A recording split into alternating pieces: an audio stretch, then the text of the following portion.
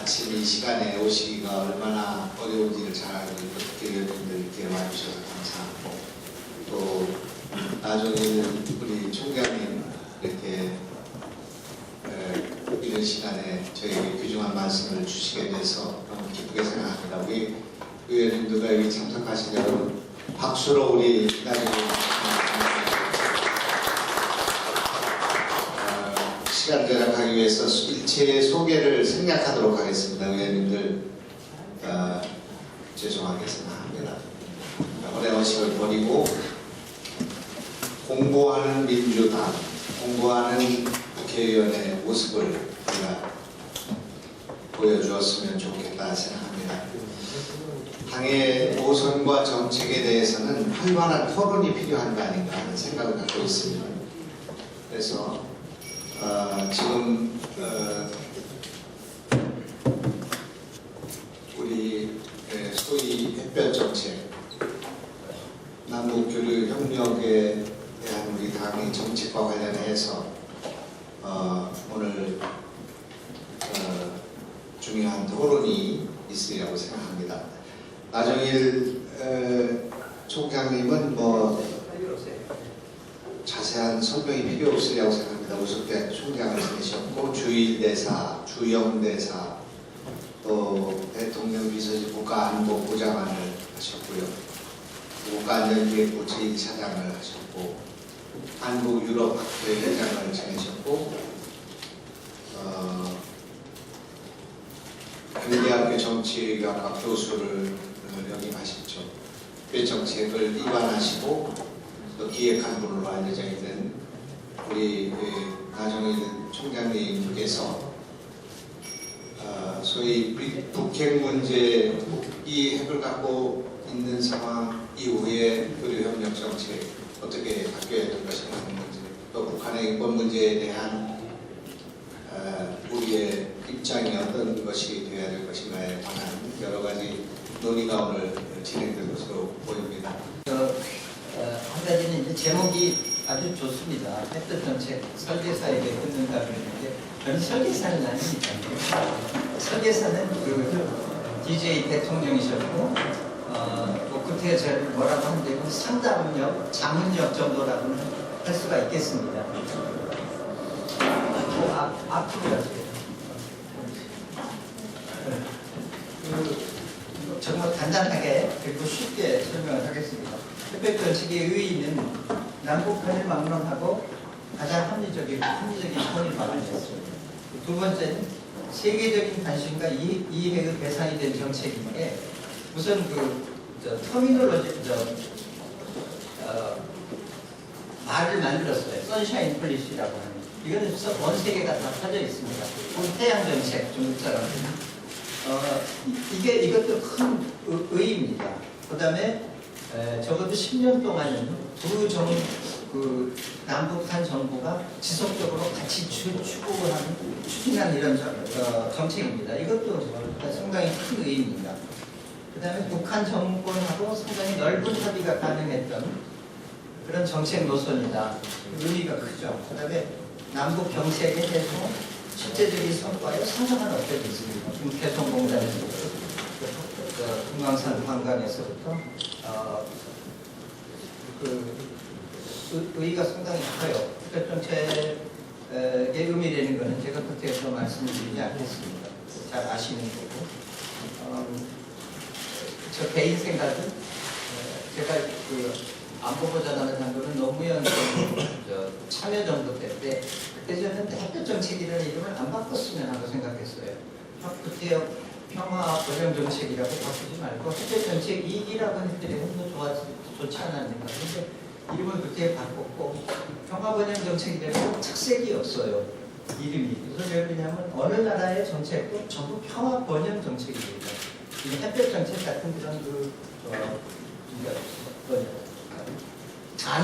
정치적인 단어를 만들 수 있는 능력이 없었어요. 아무튼 여담입니다. 햇볕 정책의 기원을 보면 조금 놀랄 일이 있습니다. 처음 발의한 게 누군가? 냉전의 제1전사라고 하는 펠레스입니다. 존 퍼스트 펠레스가 1952년, 3년 이때 이야기인데, 우리나라는 그때 북진 통일하겠다고 퓨전하지 말고 싸우겠다고 하는데 그때 우리나라 정부를 달랜 그 말 중에 하나가 뭐냐면 군사적인 통일이라는 건 불가능하다. 북진 통일이고 뭐고 그럼 어떡하냐? 경제를 빨리 건설해가지고 경제적인 그 능력을 가지고 결국 통일의 추진력을 삼아야 한다는 겁니다. 일단 기본은 뼈베스가 제일 먼저 얘기했다고 생각하고 그 당시 이미 50년대 초에 무력으로 한반도를 통일한다는 건 불가능한 거구나 하고 생각한 겁니다. 생각한 거고 그 대안이었고 그 다음에 햇볕 정책의 기원을 보면 70년대, 80년대 우리가 경제가 상당히 빨리 자라니까 좀 자신감이 생겼어요. 그러니까 경제적인 힘을 가지고 통일이 가능하겠구나. 경제적인 능력을 가지고. 그 다음에 이제 그 소위 기능주의적인 접근이라고 하는 게 미트라니 같은 데이빗 미트라니 같은 사람이 시작을 한 건데 사실은 기능주의적인 그 국제정치에서 기능주의적인 접근을 제일 먼저 얘기한 거는 안중근 의사입니다. 데이빗 미트라니보다 난 생각에는 한 30년 앞서서 얘기한 게 안중근 의사의 동양평화론입니다. 그건 뭐냐 하면은 군사력하고 무슨 그 하이폴리틱스, 고등정치를 가지고 국제정치에 대하지 말고 기능적인 협력을 가지고 국가끼리 잘 사는 방법을 생각하자. 이게 나는 안중근 의사가 제일 먼저 얘기한 건데 성과를 많이 거둔 건 2차 대전 이후에 불합화입니다. 서불합화. 유로피안 그 코먼 마켓, 유로피안 유니언 이건 뭐냐면 기능적인 통합을 가지고 평화를 도모하고 공존 이걸 도모하자는 겁니다. 이 우리나라에도 바로 그 영향을 미쳤어요. 유로피안 코먼 마켓의 영향이. 그래서 남한 정부가 처음으로 좀 합리적인 통일 정책을 내세울 때 민족 공동체 안 기본적으로 기능주의적인 접근이고 이게 햇볕 정책의 근간이라고 봐도 됩니다. 그렇지만은 내가 왜 김대중 대통령이 햇볕 정책의 창시자라고 생각하는가 하는 걸 보면 김대중 대통령이요 굉장히 오래 생각했어요. 사실은 70년대부터 생각을 했어요. 아마 여러분들이 잘 관심을 안 두셨는지 모르지만 DJ가 옥중에 오래 계시다가 나와가지고 말씀하신 것 중에 하나가 감옥소에서 뭘 했냐 하고 기자들이 물으니까 김일성하고 장기를 뒀다 그런 얘기를 한 적이 있어요. 아마 잊어버리셨을 겁니다. 신문에 난 거를 봤는데 나중에 어떤 본인이 강연에서도 이런 얘기를 했어요. 광주교육대학 대사회는 좀 지나가주세요. 기원 지나갔죠. 문제 지나가고 고천 기원까지 뭐라고 그렇지. 밑에 보면은 김일성하고 장기를 뒀다고 했어요. 근데 그 말씀이 뭐라 그랬냐면 김일성도 수가 셌다. 그렇지만 결국 자기가 장기에서 이겼다. 이게요. 우리는 그냥 보통 말로 흘려지내 관했는데 이거를 관심을 둔 사람이 둘이 있습니다. 하나는 뭐냐면 당시 여당이 아니고 여당 측에 있는 사람 하나가 시위를 걸었어요. 이 김일성하고 장기를 뒀다는 건 굉장히 불안한 생각이라고. 시비라는 게 있습니다. 이건 무슨 얘기고 관심을 아마 북한은 관심을 두지 않았나 싶습니다. 90년대 말에 김대중 대통령이 이제 그 대통령이 되면서 햇볕 정책을 시작하면서 북한 측은 분명히 그 장기판에 관심을 뒀으리라 하고 생각을 합니다. 김일성도 어지간히 수가 셌지만 결국 자기가 이겼다 그런 얘기입니다. 좀 안 하셨으면 좋았을 얘기 아니었나 하고 생각합니다. 문제가 뭐냐? 햇볕 정책 굉장히 좋고 성과도 많았지만 문제가 있습니다.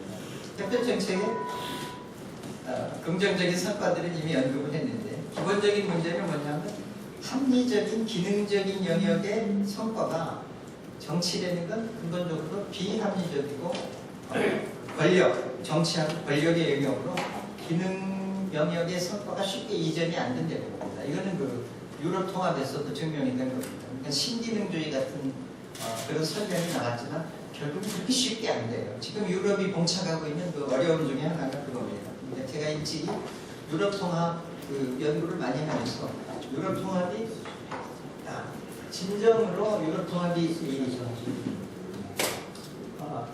두 번째, 유럽 통합이 진정으로 성과를 낸다면 두 가지 통합이 되면 내가 인정을 하겠다. 하나는 정보부 통합하고 군 통합이 이루어지면, 특히 그 정보부 통합이 이루어지면 그때는 참 유럽 통합이 제대로 이루어진다고 하는 그런 얘기 있습니다. 두 번째, 그 다음에 문제가 뭐냐면, 그 동맹관계 관리가 어려웠어요. 그러니까 북한하고 가까워지면 어떻게 됩니까? 어떻게 그 미국하고의 동맹관계, 일본하고의 관계 같은 것을 잘 관리할 수 있는가 하는 것. 저는 이건 사실 그렇게 큰 문제는 아니고요. 그 다음 문제는 또 하나 문제가 뭐냐면 보편적인 가치의 문제가 있어요. 이게 무슨 얘기냐면요. 북한하고 우리가 북한하고 교류하고 협력을 하면서 이 협력의 근본적인 이상이 인류가 일반적으로 인정하고 있는 보편적인 가치하고 맞는가 하는 얘기입니다. 그러니까 쉽게 얘기하면요. 무슨 얘기냐면 우리가 일본을 대할 때 하고 북한을 대할 때 이중의 기준을 두지 않는가 하는 문제가 있어요. 무슨 얘기냐면 일본의 제국주의적인 만행은 우리가 가차없이 비판을 하고 공격을 하고 위안부 문제 등등. 하지만 북한의 인권 문제는 우리가 거론을 안 한다. 그러면 양쪽 간에는 보편적인 기준이 적용이 안 되는 건가 하는 시비가 있었죠. 그러니까 일본에 있을 때에 일본의 지식인들 중에 진보적인 지식인들입니다. 진보적인 지식인들한테 많이 논란의 대상이 됐던 게 그 얘기입니다.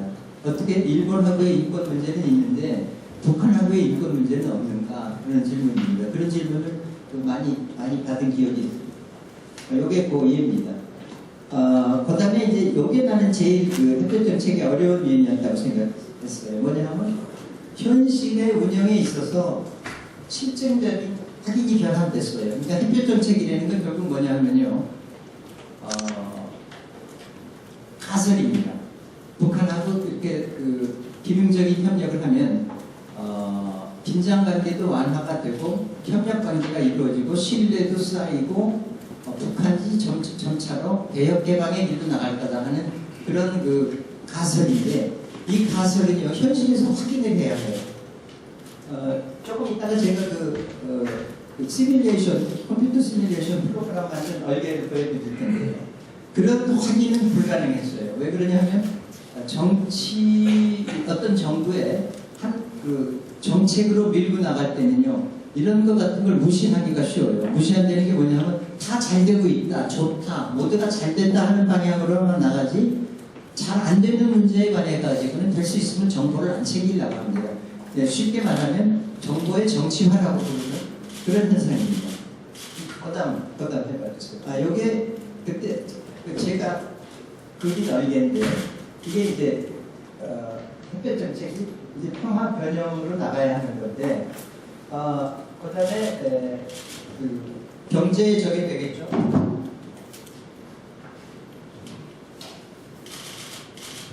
잘 보이지가 않네요.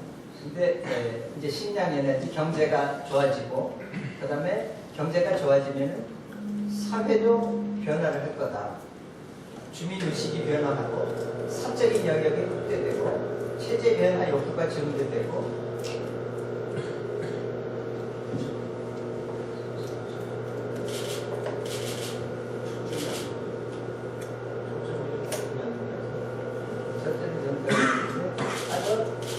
대단한 얘기들은 아닙니다. 경제가 회생이 되면 어떻게 되는가 하면요. 북한 경제가 좋아지면 교류 협력이 증대되고 대남 적대 행위가 감소될 거다. 그 다음에 경제 협력을 통해서 우리 경제도 강화가 될 거다 하는 얘기입니다. 그 다음에 사회적인 변화가 일어날 거다 하는 거고요. 일어나겠죠. 그 다음에 정치적인 압력이 결국 뭐냐 하면은 북한 내부에 경제가 좋아지고 사회 변화가 일어나면 정치적인 압력이 될 거다. 그래서 정치적 내부가 갈등이 야기될 거다. 권력 투쟁도 이루어지고 개혁 테크노크라트가 증가되고 그 다음에 유일 지배체제가 동요되지 않겠는가. 이렇게 하면 이제 북한이 개혁 개방으로 나갈 수 있는 찬스죠. 이렇게 되면 교류 협력도 증가되고 남북한 신뢰가 구축되고 남북한이 평화 공존이 되고 결국 평화 통일에까지 이룰 수 있게 된다 하는 겁니다. 그 다음에 이제 이 지금 여러분들이 보는 방향에서 왼쪽으로 가는 게 햇볕 정책이 잘 되는 경우입니다. 그건 뭐냐면 북한 정부에서 정치적인 대안 세력이 등장되고 정책 노선이 수정이 되고 개혁 개방이 이루어지고 사회주의 시장 경제에서 중국식 경제 개혁이 되고 자본주의 제도가 어느 정도 수용될 거다. 그러면 어떻게 되는가? 이게 이제 긍정적인 포지티브 피드백이 됩니다. 그건 어떻게 되냐면요. 평화 번영 정책이 자꾸 가속이 될 거다.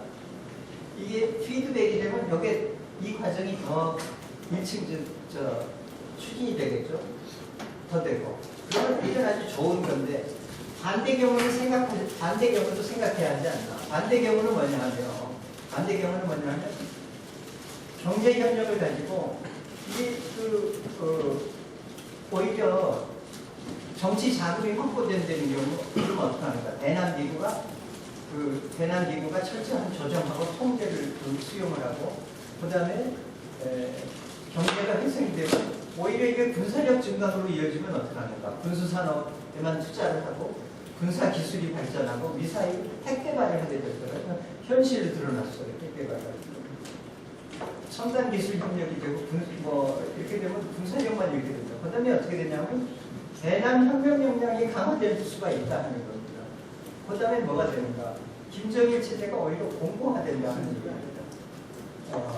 정치 자금이 확보되고 그 다음에 사회 불안이 해소되면 경제가 회상돼서 오히려 체제 공고화로 갈 수가 있고 그 다음에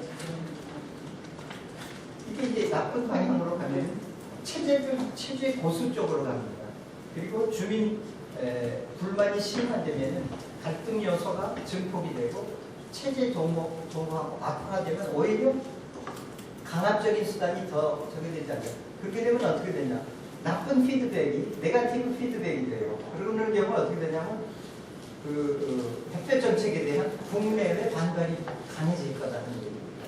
이런 가능성도 염두에 두었어야 하지 않는가 하는 건데 이 점은 거의 챙기지를 못했어요. 좋은 면만 챙겨주고 이런 점은 정치적인 대결의 문제가 됐지 합리적인 확인의 문제가 안 된 게 이게 이제 문제입니다. 지금까지도 일어나고 있는 정치적인 쟁점에 이게 포지티브 피드백, 네거티브 피드백에 관한 해석이 차이입니다. 사실 확인에 관한 문제는 별로 없었어요. 이거를 그렇게 제가 열심히 챙겨보려고 했는데 잘 못했어요. 여기는 정치적인 이슈가 되거든요. 고단 문제입니다. 고단. 그걸 영어로 컴퓨터 프로그램 때문에 한 겁니다. 고단 다른 이게 이제 제일 문제인데요. 이게 무슨 얘기인지 들어보세요. 이제 송혜 씨가 평양에서 노래자랑 사회를 보유해 한 소감인데 결국 보니까 남북협력 무슨 공동수 쪽에 남쪽도 작전이더라. 북쪽도 작전이고 중간에서 행사하는 백성들만 고생이다.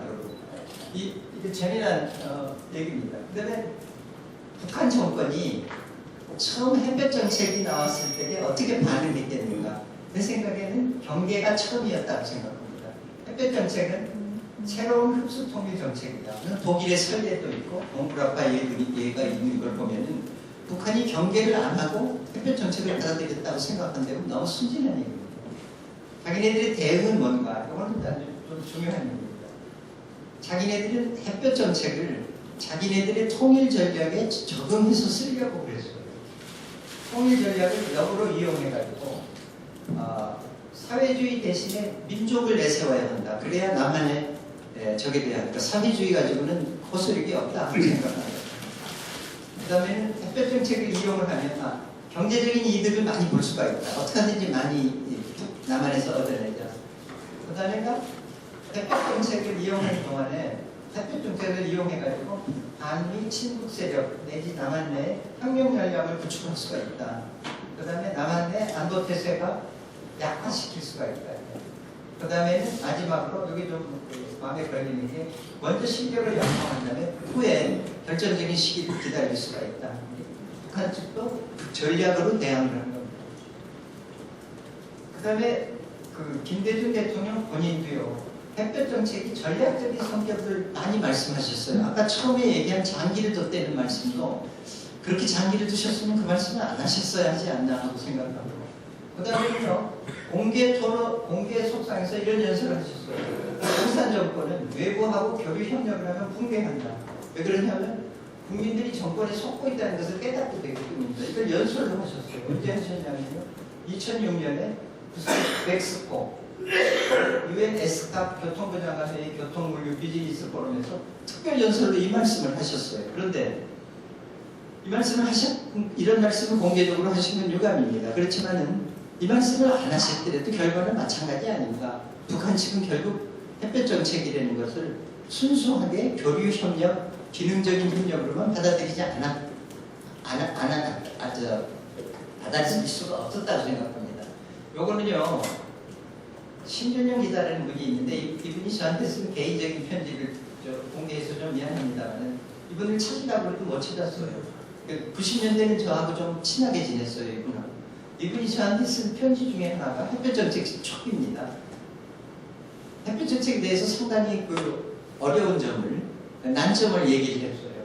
신준영 기자가 이쪽에서 저쪽으로 도우려고 했지만 저쪽에서는 수도꼭지를 좀 틀어주다가 자신들이 거기에 길들여가는 수도꼭지를 장악한다. 말하자면 전략으로 생각할 거다. 자기네들이 장악하려는 의도로 표면적으로 노출되는 발언이나 사전을 보고 우리 정부가 진정 무엇을 하려고 하는 것이 헷갈릴 때가 많습니다. 그러니까 순전히 기능적인 협력을 통해서 평화공존을 추구하는 건가, 아니면 햇볕 정책이라는 게 결국 이제 좀 아주 최악으로 얘기하면 이제까지 진행되어 온 남북관계 갈등의 새로운 국면인가, 경제력하고 문화적인 힘 이런 걸 이용해가지고 북한 정부는 허물려고 하는 것인가. 실상 제 생각은요, 북한은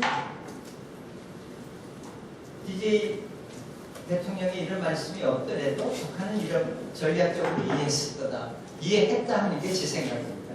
보담 보여주세요. 반성이 뭐냐면 그리고 햇볕 정책이 제 생각에는 이제 그거는 설계 단계부터 제가 늘 얘기했던 게 전략 개념이 되면 안 된다. 정치적인 개념이 아닌 사람의 개념으로 돼야 한다. 그러니까 통일이라는 것 자체가 정치적인 에이젠다가 아닌 휴먼 에이젠다가 돼야 하지 않나. 무슨 얘기냐면요, 통일을 뭐 때문에 합니까? 요즘 중국 사람들하고 요즘 얘기할 때 그런 얘기를 많이 합니다. 통일이라는 게 결국 단일 국가를 만들어서 강력한, 경제가 강하고 군대가 강한 이런 국가를 만들자는 게 아니라 여기 살고 있는 사람들, 한반도에 살고 있는 주민들, 그리고 한반도 주변에 있는 사람들까지도 생활의 질이 더 좋아지고 도덕적인 수준이 조금이라도 좋아지는 방향으로 이루어지는 게 그게 통일이 돼야 하지 않는가 하는 겁니다. 그러니까 제가 생각했던 거는 이런 거였어요. 한 10여 년 동안 그냥 그 민생 지원, 사람들의 그 먹을 거, 의료 사업, 교육, 교육의 기회, 또 인생의 선택의 폭을 넓혀주는 거, 이런 정도로 순전히 민생적인 그 지원을, 교류를 통해 가지고 상당한 정도로 아래로부터 통일 정책이, 햇볕 정책이 아래로부터 그러고 나서 정상회담 같은 거는 한 10여 년이 지난 다음에 대중 차원에서 충분히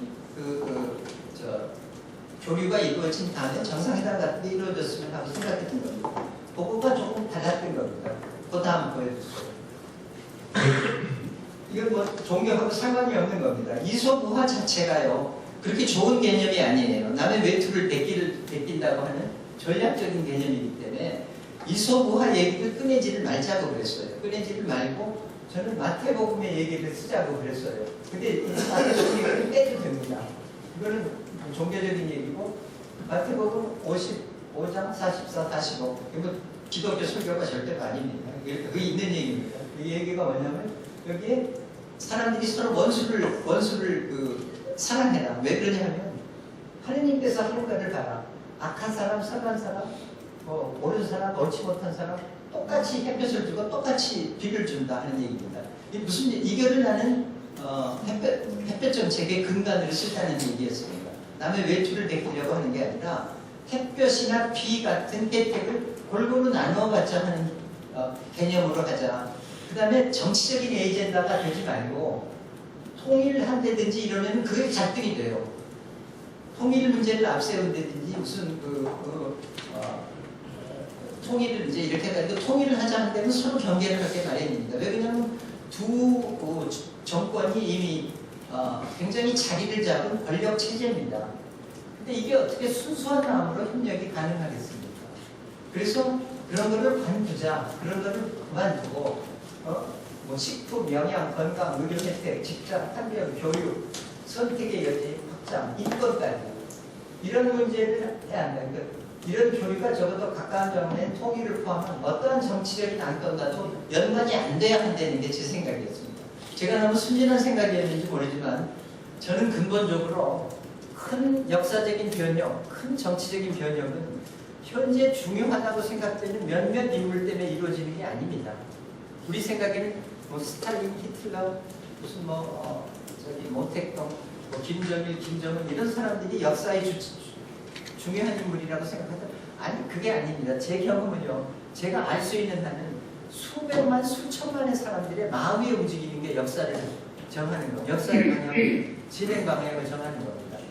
그러니까 권력자 멸치 지금은 굉장히 중요하게 보여도 사실은 그게 그렇게 중요한 건 아니라고 생각합니다. 저는 그런 방향으로 마태복음에 나온 방향으로 햇볕 정책이 추진됐으면 하고 생각한 겁니다. 그래서 이제 이런 얘기를 하면은 북한 같은 나라는 최고 권력자하고 합의가 안 되면은 아무것도 안 된다 하고 반론이 있었어요. 저는 그렇게 생각 안 합니다. 그러니까 식량을 지원하고 의료 지원하고 하는 거는요. 민간 차원에서도 할 수 있어요. 적시자 차원에서도 얼마든지 할 수 있는 일이고 반드시 최고 지도자들끼리 협력을 방해도 될 수 있는 일입니다. 또 최고 지도자들끼리 협력을 한다면 어떻게 되냐 하면은 이게 근본적으로 정치적인 이슈가 되버려요. 최고의 권력을 가진 사람들끼리의 문제가 되지 민중 차원으로는 이게 될 수 있을까 아닌가요? 그리고 어떻게 하든지 양쪽 권력자들이 민중 차원으로 이게 안 가도록 차단을 할 겁니다. 햇볕 정책에서 반성할 점 같은데 교류 지원 그 대신 반대로 교류 지원을 하면서 통일이나 이런 문제는 거론을 안 해버리는 게 낫지 않았나 하고 생각합니다. 그 다음에 교류 지원은 그 대신 철저하게 민생을 지원할 때는 본래의 뜻에 맞도록 추진돼야 합니다. 투명하게 국제적인 수준에 맞도록 실수주의자들의 필요에 부응하는 방식으로 남북한 주민은 물론 외국 사람들에게도 공감을 불러일으킬 수 있고 혜택이 가는 방식으로 추진돼야 합니다. 그리고 교류나 지원이 큰 차질이 없는 방식으로 인권의 문제는 항상 제기를 해야 합니다. 그러니까 말을 해서 이 사람들이 화를 내든지 그러면은 말을 덮더라도 우리가 늘 이에 관심을 갖고 있다 하는 것은 늘 제기를 해야 합니다. 이게 마지막, 이건 제 편견이라고 봐도 됩니다. 저는 지금 우리가 중요하고 생각한 데는 몇몇 사람이 중요한 게 아니라 민심, 이천심, 수십만, 수백만 사람들의 마음의 움직임이 역사하고 정치의 방향을 결정합니다. 끝입니다. 저는 가능한 한 짧게 하려고 가능한 한 어려운 말은 안 쓰고 가능한 한 평소에 제가 우리 학생들을 속여먹는 그런 강의를 안 한다고 애를 썼습니다. 근데 어쨌는지 모르겠습니다. 제 강의 이거는 다 끝났고 제가 들은 강의 가운데서 제일 편안한 강의가 지금 같습니다. 오늘은 그 총장님 말씀 듣는 것 중요합니다만은 우리하고 상호 토론을 좀 해보면 좋겠습니다. 아래로부터의 햇볕 정책, 또 햇볕 정책에 대한 여러 가지 반성과 또 그 논리의 문제점 여러 가지 등등을 잘 지적해 주셨다고 생각하고 특히 수백 수천만의 국민들이 역사를 바꾼다는 거기에 따라서 민중사관 같은 그런 말씀을 또 하셨는데 참 동감이 많이 가는 부분이었다고 생각합니다. 여기 계신 여러분들 질문을 받고 답변하시는 방식으로 진행하겠습니다.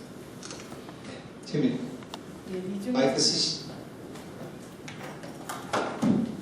이 중에서 제가 제일 통일 문제를 모를 것 같아요. 제가 시작을 하는 우선 저는 지금 저희가 이 주제에 관심을 갖게 된 것은 교수님 말씀대로 민심과 관련해서 갖게 되었다기보다는 조선일보와 박근혜 대통령 보수 세력이 표면적으로 립서비스인지 그게 진정성이 있는지 아직은 확인되지 않았는데 어쨌든 대단히 전향적인 태도로 나오고 있다는 게 하나의 문제였고요.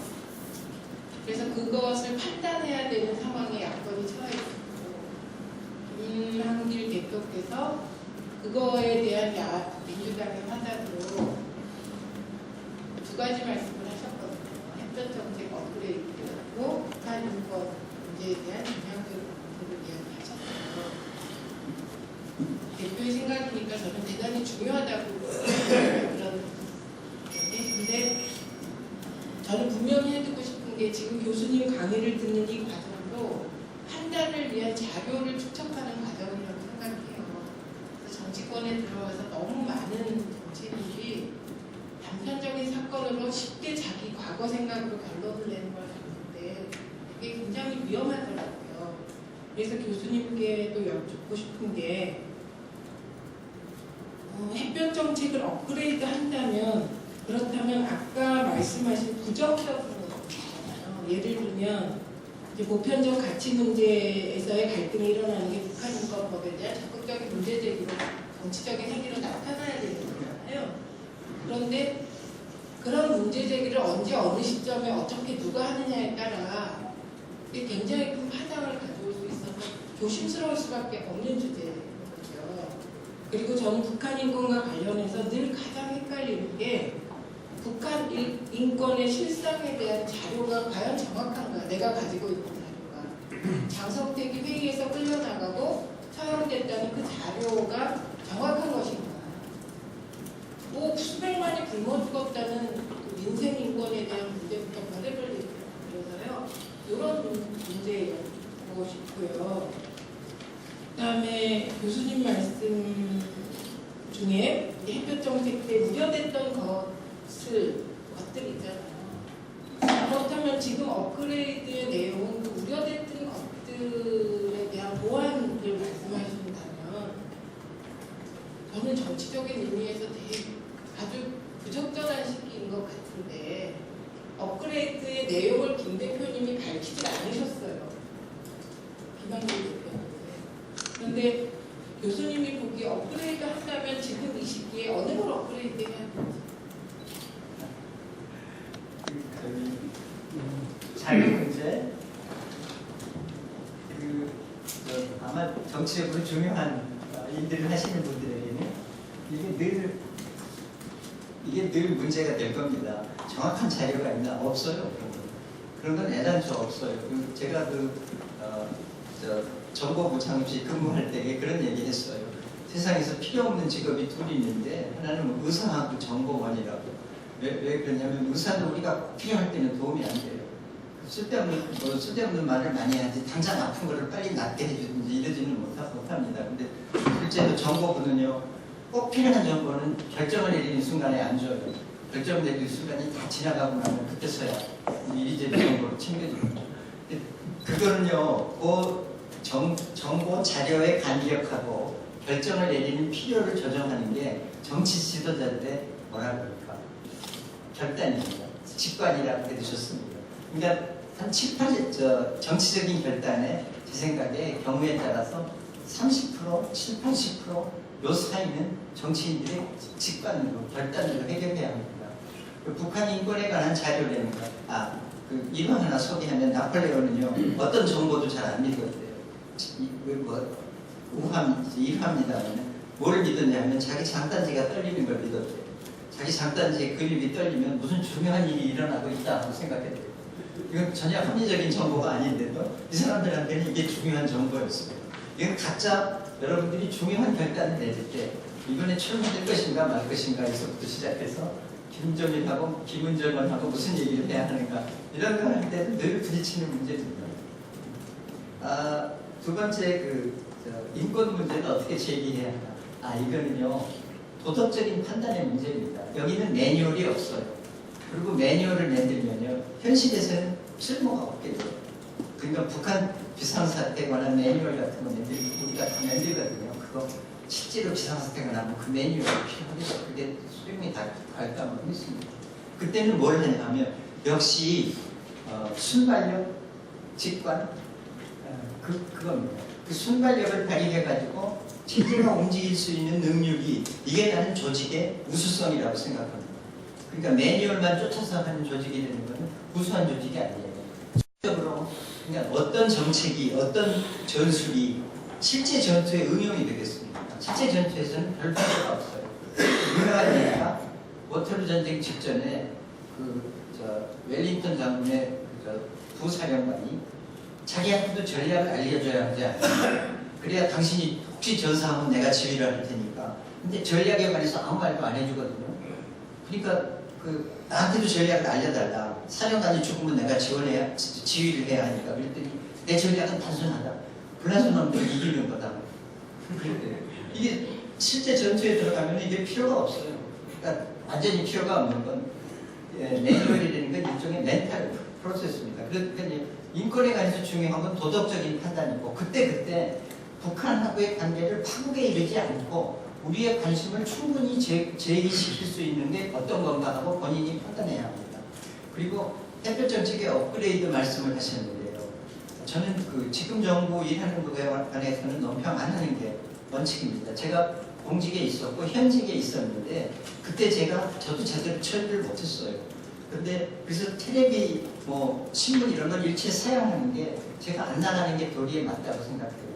BBC나 CNN도 여러 차례 항의를 했는데 나는 현 정부 하는 일에 대해서는 뭐라고 얘기를 안 한다고 그랬어요. 안 하는 게 옳다고 생각합니다. 또 나이도 많고 그런데 참견합니다. 단지 참고 자료로 말씀을 드린 데는 제 생각은 그렇습니다. 사적인 생각이 선샤인 폴리시를 업그레이드 하지 말고 다운그레이드를 하는 게 옳지 않나 생각합니다. 마태복음처럼 그냥 아픈 거, 식량 문제 이런 거 서로 협력하고 해서 사람들의 구체적인 고통을 조금이라도 덜어줄 수 있는, 조금이라도 편하게 살 수 있는 것을 시작을 하고 통일 문제 같은 건 갑자기 통일을 하겠다든지 이런 것 같은 건 저는 참 들으면은 아마 하시는 분들은 무슨 뭐가 있으니까 그러겠죠. 제가 모르는 뭐가 있으니까 그런 말씀 하시겠는데 저는 도대체 지금 통일 문제를 통일을 하겠다고 해가지고 제가 또 제일 이해 안 되는 건 붕괴라는 게 뭔지 저는 모르겠어요. 붕괴라는 게 뭔가 건물 같으면 무너졌다면 붕괴라고 생각할 텐데 국가가 붕괴한다는 게 소련이 붕괴했다고 그러는데 진짜 붕괴였는가? 여러 개 나라로 나누어진 거였지. 시리아가 붕괴했나? 내전 상태였을 뿐이고 서로 자기가 어렵고 싸우고 있는 중이지. 완전히 붕괴해서 폐해가 돼서 우리가 마음대로 할 수 있는 이런 상황 같은 건 나는 뭔지 잘 모릅니다. 그리고 개인적인 생각이고 이런 얘기는 예.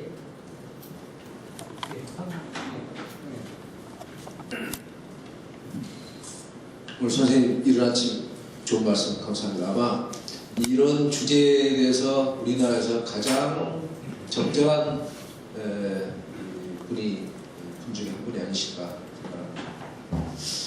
생각합니다. 이제 주신 말씀 많은 걸 깨우칠 수 있었습니다. 그리고 또 주신 말씀에 전적으로 공감. 다만 제 소감 하나 말씀을 드린다면 햇볕 정책이 북한의 이러저러 형태로 영향을 주었으리라는 그런 전제에서 우리들이 얘기를 많이 했잖아요. 햇볕 정책이 여차저차해서 북한의 핵 개발에 오히려 도움을 줬다든가, 햇볕 정책에 의해서 그래도 좋은 시절이 남북 간의 긴장이 완화되고 좋은 평화가 있었다든가, 이건 햇볕 정책이 남한의 어떤 정책이 북한의 상당한 정도로 영향을 미친다는 가정과 전제 위에서 나오는 것이죠. 그런데 과연 그러한가? 그래서 과연 좀 의문을 갖는 문제입니다. 햇볕 정책이 무슨 정책이라는 것이 다 국내 정책의 필요와 고려와 전략인 것이지 이게 어떻게 북한 사회에 영향을 미치는 거죠? 얼마나 미치겠느냐 이런 얘기입니다. 우리 김대중 대통령이나 노무현 대통령이 대통령 재임 시절에 그리고 퇴임 시절에 했던 얘기들 중에 햇볕 정책과 지금 관련해서 우리 민주당 입장에서 상당히 좀 뼈아픈 대목입니다. 김대중 대통령은 북한은 핵을 개발할 능력도 의사도 없다. 를 단정적으로 여러 차례 얘기를 했습니다. 노무현 대통령도 이 북한이 지금 뭐 그때 이제 핵 실험하고 있는 그런 과정에서 북한이 뭐 한다고 그러지만 그건 이 미국이 가지고 있는 것에 비하자면 이건 장난감에 불과하다. 이건 북한의 체제 보전을 위한 수단에 불과한 것이다. 군사적 억지력이 불균형적으로 확보되어 있기 때문에 이런 이제 얘기들을 많이 했었다고 하죠.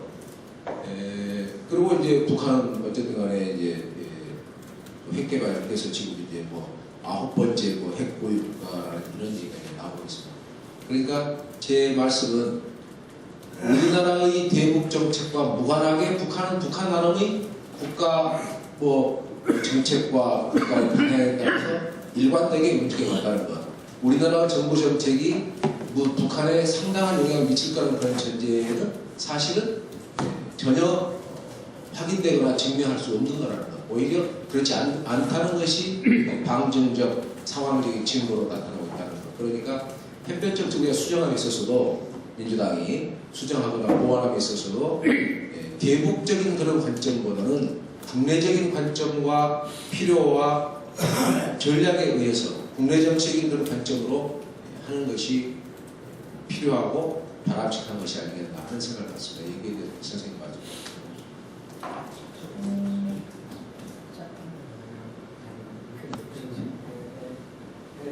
저기 짧게 얘기를 하려고 해도 원래 한평생 습관이 아니라 길게 하는 습관이라서 자꾸 그렇습니다. 남북한의 근본적인 상황은 비극적인 거라고 생각해요. 쉘링의 얘기가 또 길어지는데 그렇지는 않습니다. 제 생각에 우리가 어떤 그 정책을 해도 북한은 자기 적에 있다. 그렇게까지 얘기하는 건 조금 너무 심하지만은 한반도의 근본적인 상황은 상당히 비극적인 겁니다. 왜 그러냐면요.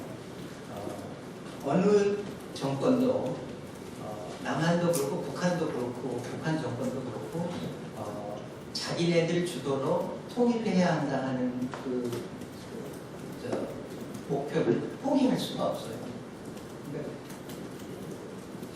이거를 어떻게 이 비극적인 상황을 어떻게 미티게이트 어떻게 완화시키는가 하는 게 참 문제입니다. 갈등의 수준을 자꾸 낮추고 그래야 하는데 햇볕 정책, 뭐 평화 공존 정책 이런 거를 추구하는 분들의 그 생각은 우리가 이렇게 선의로 하고 우리가 이렇게 교류를 하면 북한도 뭐 그렇게 하리라 하고 생각하지만 정치나 권력의 영역이라는 건 그렇지가 않지 않습니까? 그렇게 결정이 되는 게 아니지 않습니까? 사회자께서 짧게 하라고 하니까 지금 황 의원님 질문하신 거에 중간 정도를 제 답으로 하겠습니다. 전혀 관계되는 건 아니지만은 그렇지만 우리가 생각하는 정도로 우리가 하는 일이 북한에 그렇게 큰 영향을 미친다고 생각하면 안 된다는 정도로. 이표 의원님, 제가 오늘 말씀을 하시도록 초청했기 때문에 질문을. 선배님들 많이 계신데 나중에 선생님 자자의 선배님이시고 여러 선생님이시고 특히 그 햇볕 정책 관련자로서 제가 몇 가지 그냥 제 생각과 함께 좀 질문처럼 드리겠습니다. 저는 햇볕 정책에 대해서 최근에 햇볕 정책이 실패했냐, 뭐 성공했냐 이렇게 말씀드렸는데 제가 느끼는 햇볕 정책은 실패라기보다는 좌절된 게 아닌가 생각합니다. 좌절된 정책이에요. 좌절이 제가 그 김대중 노무현 대통령 10년을 봤을 때고 실제로 햇볕 정책이 제대로 가동된 건 2년이 채 안 될 것 같습니다. 그러니까 한 2000년 초반부터해서 2000년 10월, 11월 그때 미국의 대선 그 지점까지 그런 거. 2007년도 한 2, 3월경부터 해서 한 2007년 대선, 우리 한국의 대선이 그 시점까지의 두 번 정도의 그 기간, 합쳐서 한 2년 채 안 되는 기간이 햇볕 정책이 제대로 실질적으로 가동됐다. 그 얘기는 뭐냐면 아까 선생님 이제 이렇게 그 시스템 그 그림을 하나 그리셨는데 제가 거기에 이제 국제적 환경 묘수가 좀 빠져 있었던 것 같아요. 사실은 햇볕 정책의 가장 중요한 그 관건적 요소는 국제 변수였던 것 같습니다. 특히 미국이었는데 미국의 정부랑 좀 엇박자였다. 그러니까 햇볕 정책이 가장 우리가 중요한 시점이었다고 2000년 이후부터 2007년 여기 그러니까 두 시기에 참여정부 국민연합 시기에 미국에서의 그 네오콘 부시 정부의 엇박자가 사실은 햇볕 정책을 추진하기 상당히 어려운 국제 환경을 만들었지 않을까 하는 국제적 환경에 대한 문제. 그 다음에 두 번째 고려해야 될 측면은 이 사실관계는 이제 이 경험 등에 대한 재조명입니다. 기본적으로 우리가 북한에 대해서 너무 모른다. 특히 현 정부. 어떤 의미에서는 이 북한 남북 대화나 북한과의 직접적인 접촉이 이명박 정부 때 거의 없었다고 봐도 과언이 아니고요. 장관급 이상이 없습니다. 지난 시기에 그 북한하고 이 대화에 직간접적으로 참여해봤던 사람들의 공통적인 거는 하나는 북한도 나름대로의 이 자기 합리성이 가지고 있고요. 그러니까 논리적 합리성이죠. 그러니까 그 자기 스스로 그러니까 우리가 보기에 북한이 막무가내로 떼쓰는 게 아니라 자기 입장에 기초한 우리하고 다르지만 자기 입장에 기초한 논리적 연결성이 있고 그것을 설득하고 다루는 게 상당히 어려웠다. 그러니까 우리 입장하고 그쪽 입장이 다르지만 그쪽도 나름대로의 로직이 있는 거죠. 예컨대 어떤 상황이 됐을 때 항상 우리하고 북한하고 부딪혔을 때 보면 북한은 너무 원칙적이고 우리는 너무 상황적 변수를 갖죠. 그러니까 북한은 순위관하게 이론에 기초해서 쫙 모든 입장을 설명하는 거라면 우리는 다 그러다 보니까 예를 들면 조합미국 철수 이런 문제 굉장히 원칙적인 문제예요. 변화된 환경, 미국의 정책이 어떻고 지금 한반도 상황이 어떻고 이런 거에 대해서는 또 우리의 입장이 또 좀 아닌 건데 우리의 상황적 이해와 북한의 원칙적 입장이 항상 충돌하는 경우가 많다. 그리고 북한을 너무 가리키려고 하는 자세는 안 되더라고요. 왜냐면 니네 인권이 문제가 있어 이렇게 얘기하는 것보다 남북한이 인권 문제에 대해서 같이 고민하는 접근. 그러니까 제가 그래서 최근에 북한 인권 문제를 인권법이라는 차원에 접근하는 것보다 예컨대 우리는 사실상의 사형제 폐지 국가예요. 남북한이 인권 대화를 통해서 사형제를 같이 폐지하자는 것입니다. 그러니까 예를 들면 북한이 과거 경제협력이라든지 어떤 사회문화를 할 때 너네가 틀렸어라기보다 이렇게 하면 남북이 더 같이 하면 좋을 것 같다라고 했을 때 상당히 수용적 비교를 보는 경우가 많았다는 경험을 갖고 있기 때문에 이런 과거 사실관계의 경험 등에 대해서 현 정부가 너무 공유하지 않고 있다는 문제가 있습니다. 그래서 이런 그것도 일종의 우리나라의 지적재산권인데 지난 국민의 정부, 참여정부 10여 년간의 교류협력의 경험이 현 정부에 전혀 이어지지 않고 공유되지 않고 있다는 문제. 그다음에 세 번째 제가 지금 말씀드리고 싶은 게 대북 문제의 지나친 국내 정치하고 가속된 문제.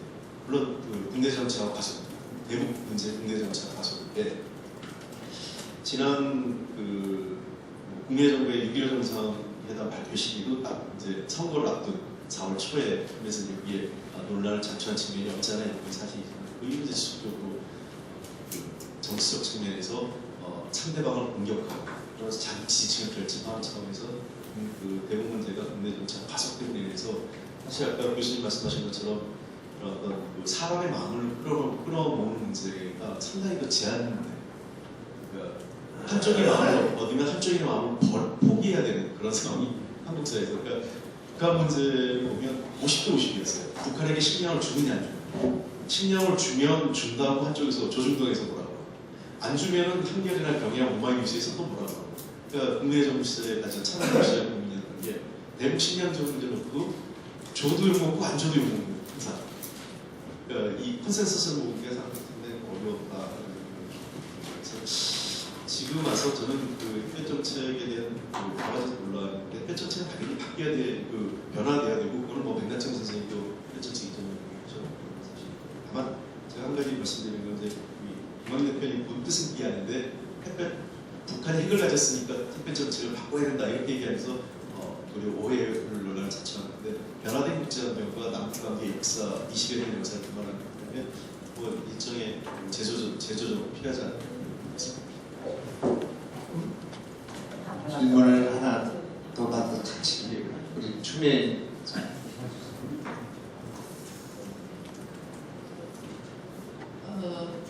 모든 것은 변화하는데요. 변화가 퇴보적인 거일 수도 있고 좀 진화적인 거일 수도 있는데요.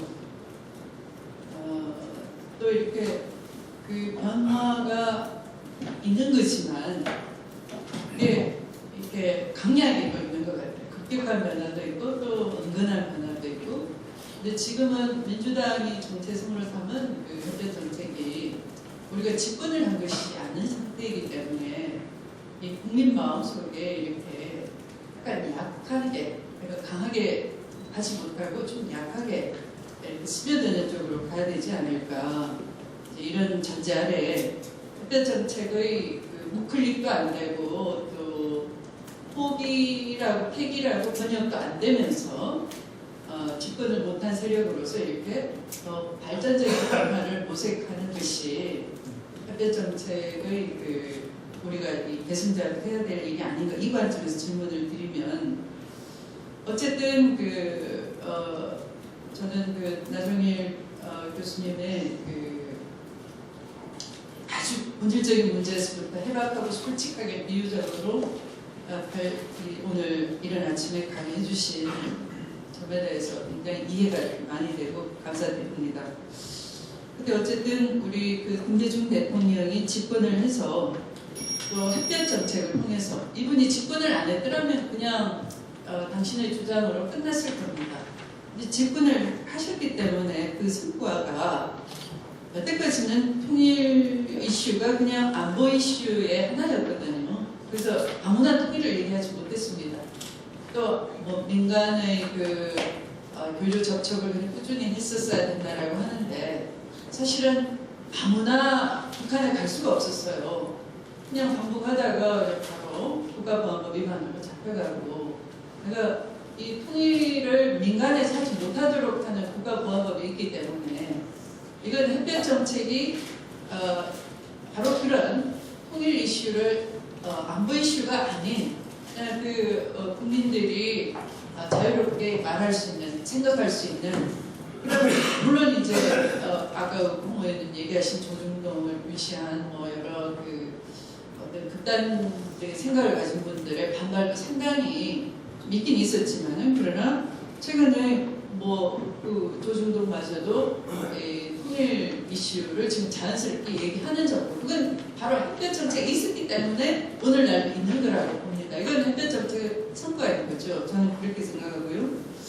그 다음에 우리 황 의원님께서 역시 영향을 못 미쳤다라고 하시면서 핵 개발 여전히 하셨다라고 하고요. 또 이제 햇볕 정책의 네거티브한 부분을 아까 그렇게 또 적절하게 설명을 해주셨는데 그런데 햇볕 정책은 핵을 빼앗기 위한 정책이 아니었거든요.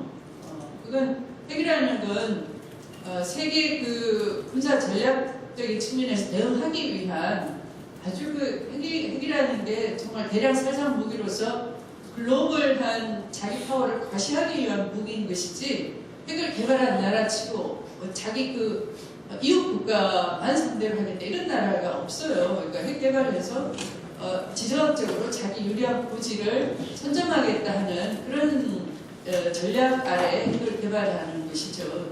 핵을 가진 나라가 실제로 그래서 핵을 가진 나라는 몇 나라 되지도 않아요. 또 그 국가 자원을 거기다 다 몰빵을 하는 거죠. 그러니까 햇볕 정책만으로 핵을 빼앗지도 못하고 더 키웠다 이렇게 말하는 건 저는 타당하지 않다. 그걸로 햇볕 정책을 평가하면 안 된다. 이런 그 이의 제기를 좀 드리고요. 만약에 그렇게 친다면은 햇볕 정책 때문에 우리가 북에 영향도 못 미쳤다. 핵을 개발했다 이렇게 친다면 미중 관계도 지금 와서는 핑퐁 외교를 실패한 외교라고 해야 되는 겁니다. 왜 중국을 그렇게 등치 키워가지고 G2가 되게 했으며 심지어는 중국이 엄청나게 그 미국의 현금 달러를 보유하면서 이걸 군사적으로 다 써버린다면은 나중에는 지원이 경제적뿐만 아니라 군사적으로도 세계 최강이 되겠네 하면은 그 핑퐁 외교는 그냥 폐기돼야 되고 중국과의 관계를 끊어야 되고 영향을 그냥 네거티브하게 미치지 않냐 이렇게 굉장히 선포를 해야 되는 거죠. 전 세계 자유국가가. 근데 그렇지 않거든요. 그래서 아까 그런 사람 중심이라고 하는 건 햇볕 정책이 정권이 바뀌어서 우리는 미칠 수 없는 거지만 우리 대한민국 내에서 어떤 스며드는 우리의 철학적인 면을 바꾸었듯이 사람 중심으로 햇볕 정책의 지속성을 위해서는 휴먼 어젠다로 우리가 어떻게 계속 발전시킬 것인가 하는 우리 세력의 그 자긍심과 책무로 남아있는 것이지 이걸로 어떤 비판적이 되거나 폐기해야 될 어떤 명분이 되거나 이용이 되거나 악용이 되거나 그것은 절대 안 되지 않냐 이런 생각을 합니다. 다음 신하경 의원님하고 김기준 의원님, 이야경 의원님 다 질문 좀 준비 좀 하세요. 원혜 의원님 한 말씀. 네, 저기 짧게 답을 하면 햇볕 정책은 실패 아닙니다. 햇볕 정책의 성과는 제가 충분히 앞에서 말씀을 드렸고 홍익표 의원님 제기하신 질문 중에 질문 한마디로 답을 할 수 있는 게 미안합니다. 이것도 정치학적으로 가는데 막스 웨버 Political Leadership의 이센스는 뭐냐면 책임입니다. 그 막스 웨버는 의미의 리더십, 자기 정책이 이런 뜻에서 했으니까 좋은 거다 하는 거는 정치 지도자는 얘기하면 안 됩니다. 정치 지도자는 결과를 가지고 말을 해야 합니다. 게시능스 폴리틱하고 페어안트보르트리카이트의 폴리틱하고는 다릅니다. 제가 아까 그 다이아그램에 봤으면 동맹관계 관리 문제가 햇볕 정책의 중요한 문제였다고 그랬죠. 저도요 부시 주변 그 설득을 하느라고 애를 많이 쓴 사람입니다. 그렇지만 부시 때문에 햇볕 정책을 실패했다. 부시만 아니었더라면 성공한다 하고 얘기하면 대통령이 아닙니다. 그건 그렇게 얘기하기로 하면 저도 대통령입니다. 혹은 한나라당 반대 때문에 못했다든지 이런 얘기 하려면 저도 대통령이에요. 남의 핑계를 대면 안 돼요. 그걸 관리할 수 있는 능력이 그게 리더십의 기본입니다. 결과가 자기가 의도하는 좋은 성과를 냈다까지 얘기할 수 있어야 제대로 성공한 겁니다. 그러니까 실패는 아니지만 좌절이라는 말씀은 없습니다. 그리고 차양 문제 아까 말씀하셨죠. 그 문제가 참 북한 좀 고위층하고 얘기를 하다가 그분들이 이해 못하는 게 우리가 사형제를 폐지했다는 얘기예요. 저보다 더 남한 사정을 잘하는 분들이 있어요. 저는 모르는데 지금 제일 인기 있는 가수가 누구다, 제일 뜨는 탤런트가 누구다 이것까지 다 아는 분들인데 우리가 십몇 년 동안 사용을 한 일이 없다 그러면 놀래요. 그런 일이 있었는가 하고 거짓말 아닌가 그래서 아니라고 진짜라고 제가 챙겨봐라. 근데 어떻게 나쁜 놈들을 싹 안 죽이고 통치를 할 수 있냐고 그걸 몰라요. 그러니까 바로 그렇게 해야 합니다. 사형제 폐지 같은 거 하면 아니 진짜냐 그래서 정말이라고 당신도 남한을 잘하는데 한번 챙겨봐라 그랬더니 어떻게 나쁜 놈들은 싹 죽여야지 안 죽이고 어떻게 그 정도가 할 수가 있냐고 그래요. 그러니까 그 정도 이제 간격이 있는데 그런 거를 홍익표 의원님 같은 분이 얘기를 했어요. 왜 저도 설명을 했는데 납득을 했는지는 모르겠습니다. 왜 사용을 하는 게 옳지 않은 나쁜 일인가 하는 거를 될 수 있는 대로 얘기를 했어요. 안 좋은 일이다, 사형이라든가 반대다 그러고 그래. 그리고 우리나라는 나가는 남한도 문제투성이지만 적어도 사형은 안 시킨다 그러고 그런 얘기 했거든요. 실패라고는 절대로 생각을 안 하고 나는 휴메니에이션대로 됐으면 좋겠어요. 그리고 이런 얘기하면 욕을 먹기가 십상인데 나는 통일 얘기를 안 꺼냈으면 좋겠어요. 통일을 하자 그러면 바로 그게 김장영인데요. 전에 언제 그 말을 한 일이 있는데요. 통일이라는 개념 나는 이해가 돼요.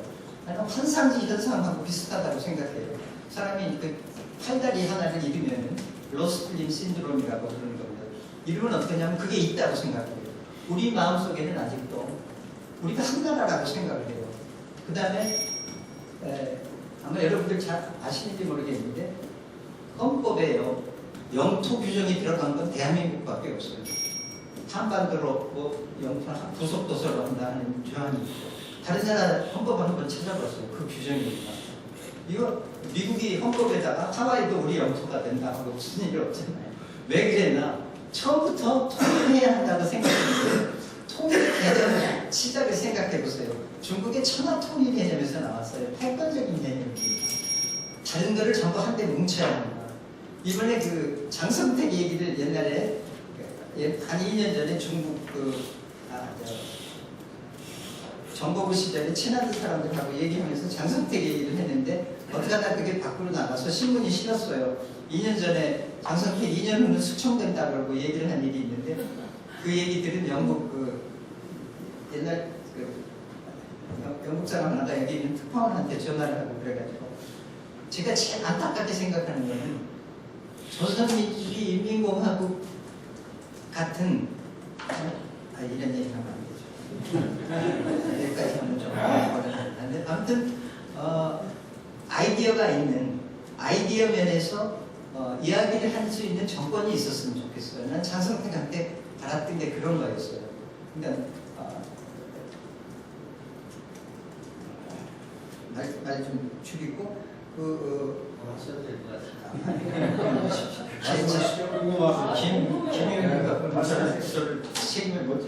아무튼 천하 통일 문제를 얘기하면요, 그게 금방 긴장의 수준이 높아져요. 그럼 남한에서도 높아지고 북한에서도 높아지고 그러지 말고요.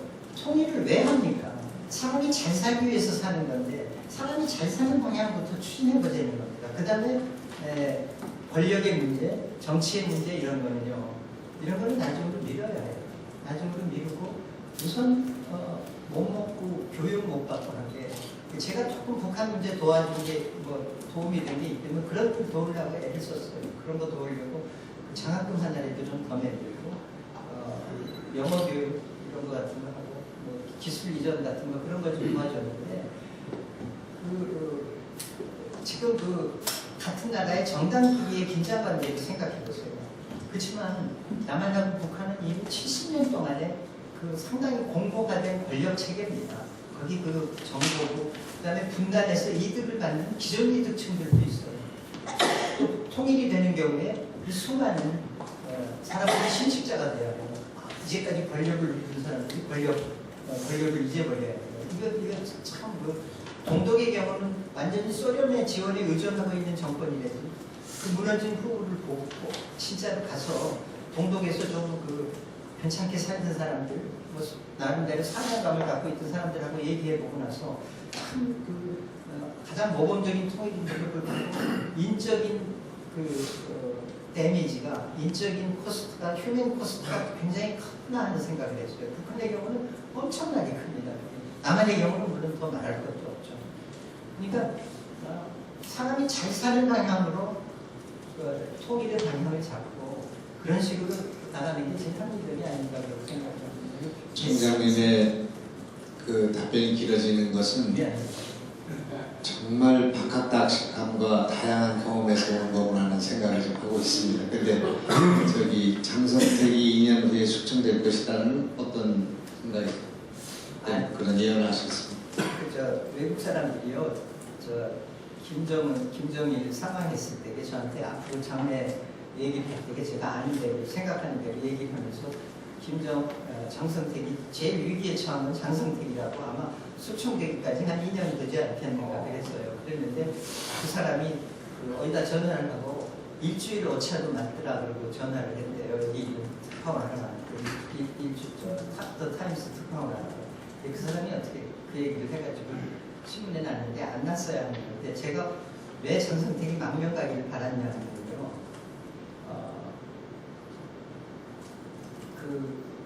우리나라가 처음 분단됐을 때 조선민주주의 인민공화국에게 진보적인 인사들에게 상당히 매력을 끌 수 있는 전향적인 이념 같은 게 많았어요. 근데 어떻게 역사의 아이러니 남한이 상당히 전향적인 진보를 했어요. 경제 발전도 하고 민생도 챙기고 민주화도 되고 그랬는데 북한은 어떻게 리트로그레시브하게 갔어요. 반대로. 그래서는요 더 어려워져요. 통일은 이렇게 되면. 왜냐하면 왕조 하나가 어떻게 돼야 하지 않습니까? 왕조 하나가 무슨 물러나야 하는데 이건 정말 큰 일이죠. 이념적으로 훨씬 더 경색됐어요. 주체 사상이 되는 건요 실상 일본이 시작한 거예요. 마루야마 마사오 같은 사람은 주체 사상인데 일본은 주체가 없는 나라다. 천황은 만세이기 때문에 주체가 없고 국민들은 천황에만 복종하니까 주체가 없고 주체를 되살리는 게 일본의 그 민주화의 첫걸음이다 하는 걸 이제 북한이 갖다 쓴 건데 지금은 엉뚱하게 그런 걸 쓰고 있죠. 이념적으로는 참 그 합리적인 대화가 불가능한 정도로 되는데 그 사람들이 그런 장성택이 2년 정도면 숙청되는데 왜 그러냐 그래서 1년 정도는 김정은의 권력 완성이고 1년 지나고 나면 그 다음에는 갈등이 생길 거고 2년 말이면 숙청될 거다. 그런데 뭐 그렇게 저렇게 그 사형까지 시키리라고는 생각을 못했습니다. 그럼 어떡하냐 하고 묻길래 제 내가 장성택이 이러면 망명 가가지고 망명 정부를 세우겠다고 했어요. 근데 반북한 망명 정부가 아니라 친북한 망명 정부를 세우겠다고 했어요. 그래서 무슨 얘기냐면 그래요. 옛날에 나폴레온이 황제가 되지 않았습니까? 그 사람들이 저는 왕이 됐다고 욕을 하니까 아니 뭐 나쁜 게 있냐. 내가 쓴 왕관은 뺏은 게 아니다. 시궁창에 불러져 있는 왕관을 내가 주순 거다. 시궁창에 아무도 안 돌보는 왕관을 내가 주워서 쓴 거지. 그게 아니라 조선민주주의 인민공화국이요. 사실은 장성택이 차지할 수 있었어요. 왜 그러냐면 조선민주주의는 없어졌기 때문에. 그래서 망명 정부를 세우면은 시궁창에 불러있다 여기까지는 얘기를 안 하는 거예요. 신학영 의원님, 예, 우리 정말 좋은 말씀 많이 들었고요.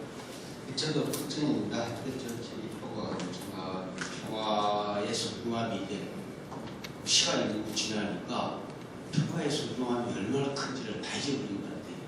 그게 아니라 관광객 1,200만 명 투자 받고 정말 해외에서 빌려온 이자가 거의 국제 시세 그대로 할 수 있는 이게 제가 생각해도 엄청난 지금 효과를 갖고 있는데 단 하나 이제 평화의 소중함이 이제 국민들 속에서 당연한 걸로 여기고 핵 때문에 이게 핵 문제가 모든 것이 다 블랙홀로 집중되는 것 같습니다. 뭐든지 다 북한이 핵 개발이 이게 저는 이제 생리당이 진짜 나쁘다 생각합니다. 큰 국가의 미래 상황 안 하고 자기들 정권 잡기 위해서 색깔로 종류도 이 핵 개발 때문에 생겼다. 그래서 저는 너무 좋습니다. 휴머니티 액세스를 해가지고 하자 정치적인. 그래서 방법론적으로는 논리적으로 가능할지 모르겠고 실제로 하려면 그게 거의 불가능하거든요. 이게. 그래서 저는 지금 이 핵 개발 때문에 모든 게 블랙홀이 돼버린 이 핵배 정책을 어떻게 하면 국민들에게 다시 한 번 더 다가갈 수 있는 정치적으로 이용하지 말아야 되는데 어쨌든 현 정당으로서는 그걸 많이 배제할 수 없다고 하고 휴머니티 액세스와 평화의 소중함 이걸 방법론적으로 그래서 아마 우리 김학의 대표께서도 이 접근 방법을 좀 바꿔야 되지 않겠느냐 이게 원칙을 지키게 된다. 그래서 그 딜레마를 좀 해결할 수 있는 뭐 좋은 아이디어라든지 또는 뭐 그런 게 좀 있으면 정말 오늘의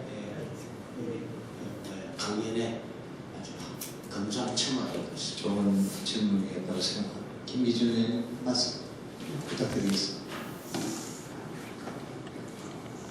네, 굉장히 좋은 말씀 잘 들었습니다.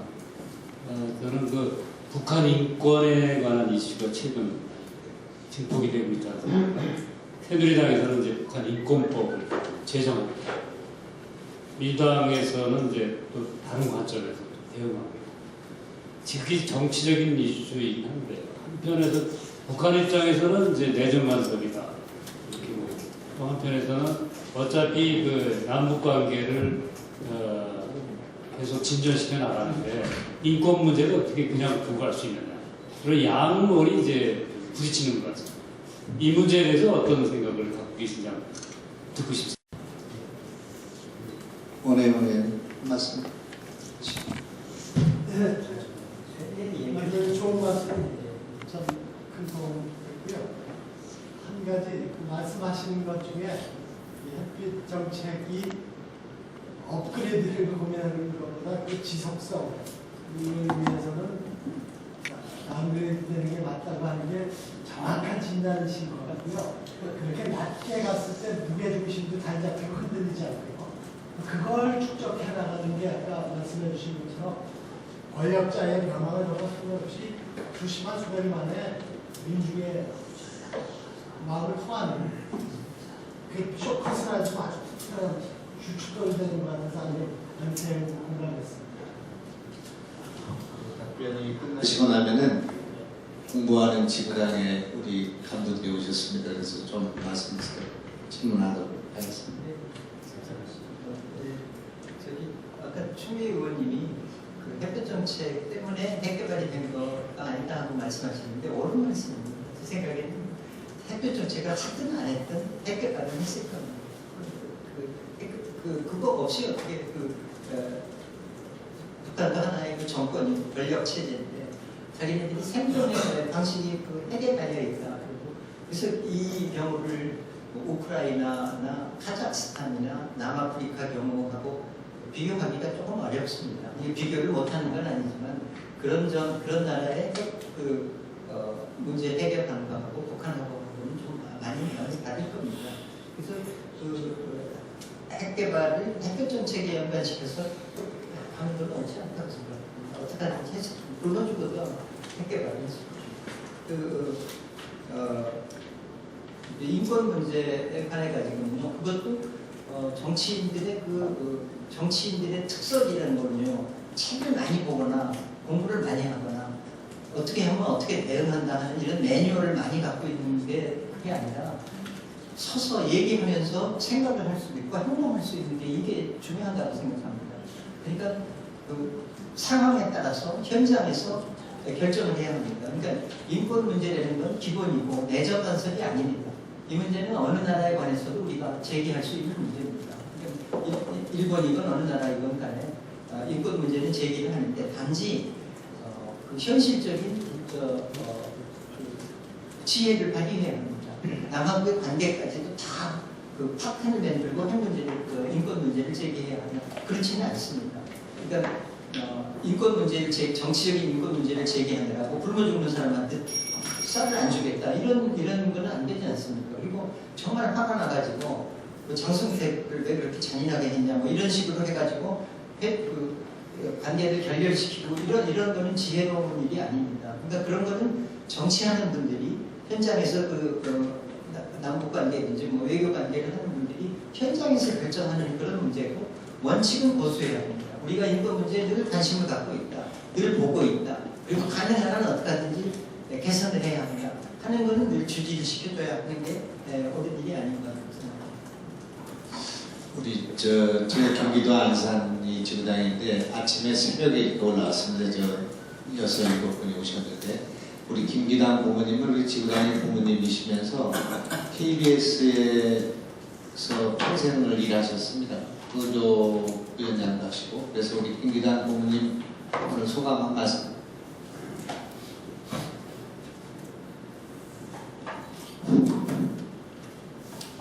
(17년) 전에 이 총장님 강의 처음 듣고 17년 만에 뵈는 것 같습니다. 반갑습니다. 평생 이런 기회가 아니면 이 세상 떠날 때까지 못 뵐 수도 있는데 또 김영환 의원이 김영환 의원 지역위원회에서 고문을 맡고 있는 김기당입니다. 근데 좋은 말씀들 많이 들었는데요. 공생 상생하기 위해서 평화 통일을 이야기하는 거 아니겠습니까? 간단히 얘기하면 그런데 김대중 대통령의 햇볕 정책 또는 포용 정책 3단계 통일 방안이라고 했는데 난 참 이해하기 어려운 사람들이 너무 많아요. 여야를 막론하고 3단계 통일 방안이 평화적으로 교류하자는 겁니다. 않고 무슨 통일을 얘기할 수 있고 인권을 얘기할 수 있고 어려운 사람을 도와줄 수 있습니까? 협의해야 되잖아요. 평화적으로 교류하자. 그 다음에 평화적으로 협력하자는 거죠. 평화적으로 협력 않고 통일됩니까? 우리가 또 나눌 수 있습니까? 그리고 평화적으로 통일하자는 거예요. 어떤 대가를 치르더라도 전쟁을 치러서는 안 된다는 거예요. 우리 민족이 공멸하기 때문에. 김대중 대통령의 협력 정책이 핵심에 깔려있는 기조가 그겁니다. 내가 알기로는. 그래서 철저한 안보를 바탕으로 한 협력 정책을 시행한다는 거예요. 그리고 핵무기와 연관을 시켜가지고 반대론자들이 퍼주기 했기 때문에 핵무기를 개발했지 않느냐, 협력 정책을 실패했다 이렇게 얘기합니다.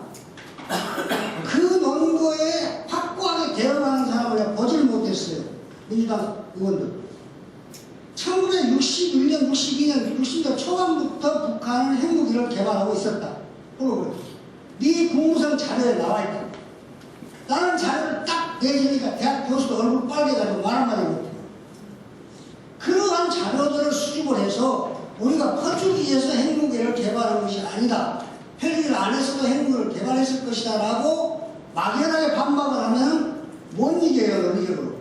그와 같은 미 국무성 자료나 이런 걸 딱 제시하고 한국도 박정희 대통령 당시에 핵무기를 개발하려고 했는데 미국의 압력에 의해서 포기했다.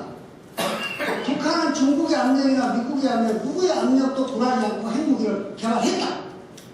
그런 차원이 있기 때문에 좀 우리가 그 논거에 상당히 반박 논리에 우리가 강하게 대응할 수 있는 그런 능력을 가져야 된다고 생각하고, 또 하나 김대중 대통령의 그 햇볕 정책은 시행착오는 약간 있을지 몰라도 전폭적인 42조 생방송된 세계의 동의를 얻은 것이다.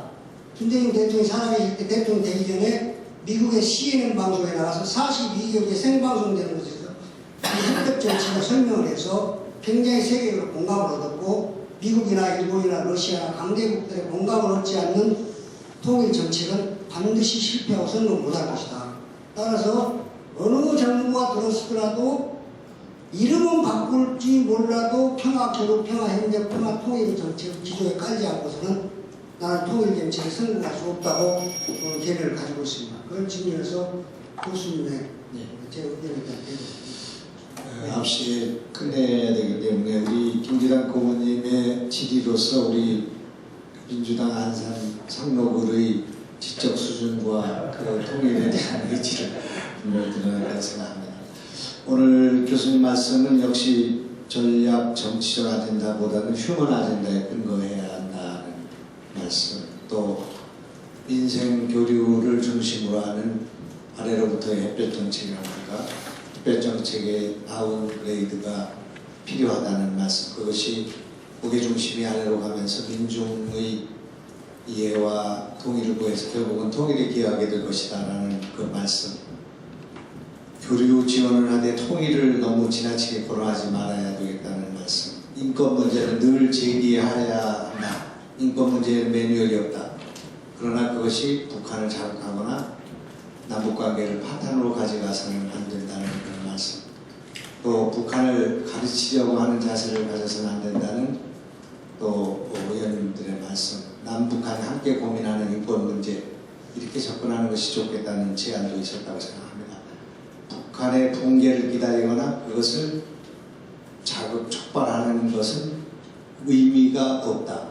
북한의 붕괴가 뭘 의미하는 건지 모르겠다는 말씀을 역설적으로 말씀하셨다고 생각합니다.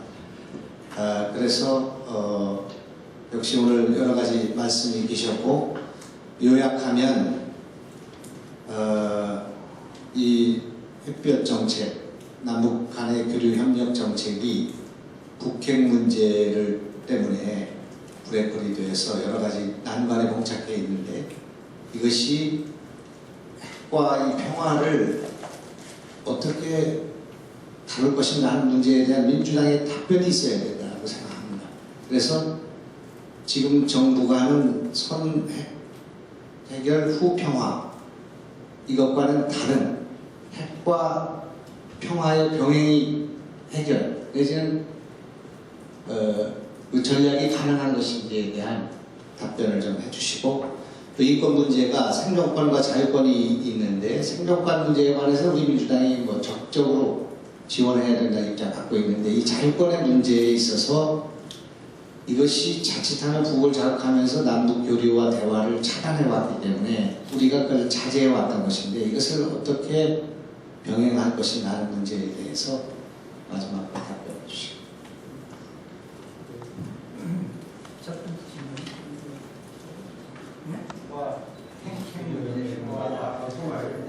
어떻게 우선 그 고모님 오랜만에 뵙고 반갑습니다. 제 강의 들으실 때 지금이나 전혀 모습이 변한 게 없었어요. 건강 비결이 좀 제가 보였습니다. 그리고 참 좋은 말씀입니다. 햇볕 정책은 실패한 정책도 아니고 통일 정책의 기본이 돼야 하고 단지 제가 얘기하는 건 정치적인 에이젠다가 아닌 휴먼 에이젠다가 됐으면 하고 생각하거든요. 좋은 말씀 앞으로도 좀 잘 부탁드리겠습니다. 핵 문제에 관해 가지고요. 핵 문제에 관해 가지고 전략 전략 명제에 이런 얘기가 있어요. 어떤 문제가 안 풀리면 문제를 어떻게 해야 한다고. 그 문제에 집중을 하면 문제가 안 풀린다고 하는 그런 얘기입니다. 그래서 아까 카자흐스탄, 우크라이나, 남아프리카 얘기를 했는데 북한 문제는 그것보다 훨씬 더 어렵습니다.